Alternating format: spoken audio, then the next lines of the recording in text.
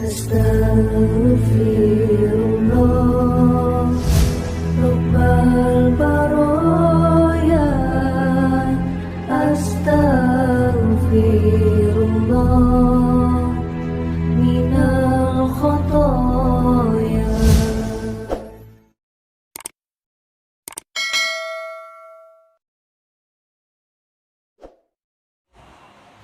Ya.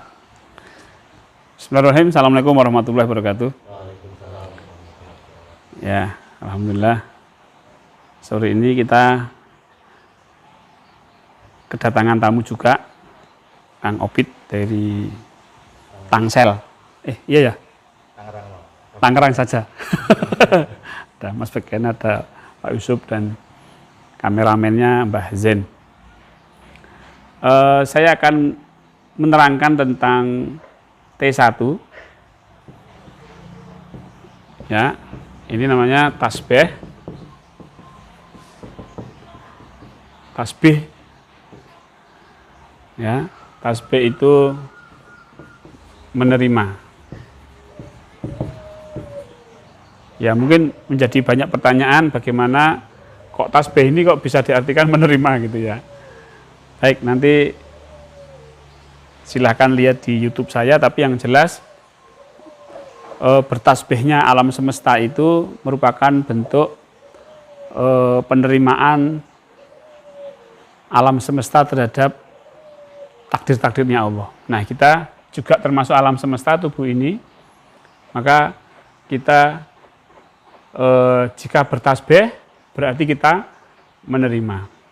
Nah, menerima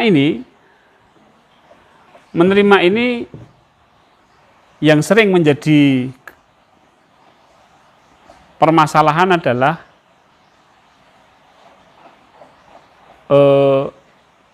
tidak tahu, ya, tidak tahu di mana positioningnya, ya, dan sering diartikan bahwa menerima itu adalah usaha untuk menerima. Ya, usaha untuk menerima ini yang kadang-kala menjadi berat. Ya, makanya orang mengatakan ya menerima itu berat. Menerima itu berat. Ya, menerima itu berat. Ya. Menerima itu berat. Ini permasalahannya. Menerima itu berat. Ini problem. Padahal sebenarnya kalau kita itu posisinya betul, ya, posisinya betul itu nggak ada beratnya, ya sudah seperti itu. Namanya positioning. Ya, saya sering mencontohkan anak tangga. Ya, ini tangga pertama, kedua, ketiga, ini keempat. Nah, ini anak tangga. Tangga ke-0. Nah, kalau kita misalnya berada di nah, kita misalnya kenyataannya kita itu berada di sini, faktanya, ya kan? Tapi kita memposisikan diri itu di tangga keempat. Nah, kalau di tangga keempat kita diminta untuk menerima kenyataan di posisi 1, di posisi 2 ya ini ya, maaf. Posisi 2 itu ya berat. Nah, beratnya itu di sini sebenarnya. Ini berat. Sebab apa? Kita memposisikan diri di tangga keempat. Padahal posisi kita itu di tangga kedua. Nah, semakin tinggi tangga yang kita harapkan, misalnya ini 5, kita memposisikan diri di tangga ke-5 itu semakin berat. Bahkan tidak semakin berat, semakin stres. Jangankan di 4, kita di sini saja itu sudah stres. Kita di sini aja ini kita sudah stres. Berat untuk bisa menerima posisi kita di tangga 2, ini 3 ya maksudnya, 3 ini 2. Nah, jadi bagaimana kita bisa menerima dengan tidak ada rasa berat. Nah, masalah menerima, masalah T1 itu adalah masalah positioning. Di mana kita menempatkan diri kita sesuai dengan kenyataan. Kalau kita berada di tangga kedua, tadi kita memposisikan diri di tangga keempat, maka kita harus memposisikan diri di tangga kedua. Maka menerima itu tidak berat. Bahkan tidak harus menerima. Yang diterima apa?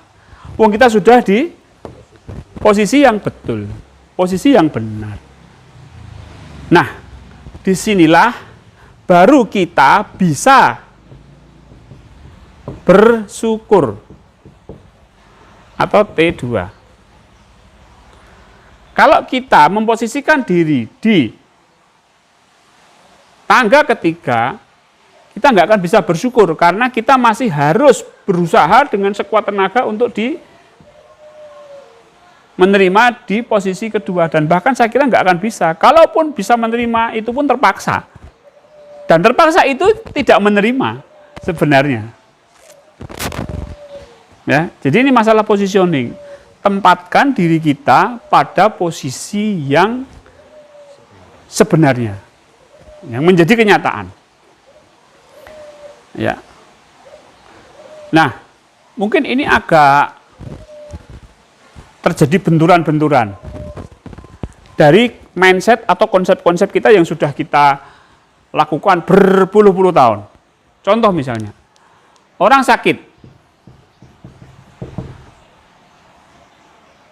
Orang sakit, misalnya dia orang sakit itu di tangga 0 misalnya. Tapi dia memposisikan diri untuk sehat.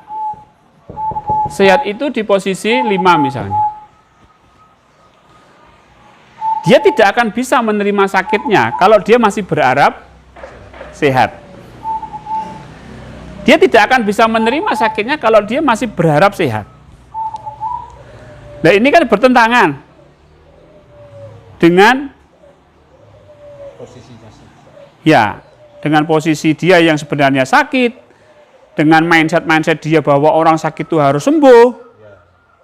Nah itu. Ini kalau nggak hati-hati kita bisa stres ketika sakit, dan bahkan malah tambah sakit. Ya. Baik, untuk pelajaran T1, ketika sakit, maka kita jangan pengen sembuh. Posisikan diri kepada posisi yang benar, yaitu posisi 0. Sakit, ya sakit. Sakit gigi, ya sudah sakit gigi. Nggak usah pengen sembuh, nggak usah pengen apa. Sakit, ya sakit. Ini pelajaran T1. Nah, setelah posisi betul, kita bersyukur kepada Allah. Baru bisa. Nah, contoh lain, ini saya buat contoh-contoh biar lebih mudah memahami. Kita disuguhi kopi pahit. Biar lebih mudah ya, karena kita suka kopi ya toh. Kopi pahit. Tapi kita inginnya kopi manis. Atau sebaliknya, pengennya kopi pahit tapi disuguhi kopi manis. Ketika keinginannya adalah kopi manis dan kenyataannya adalah kopi pahit,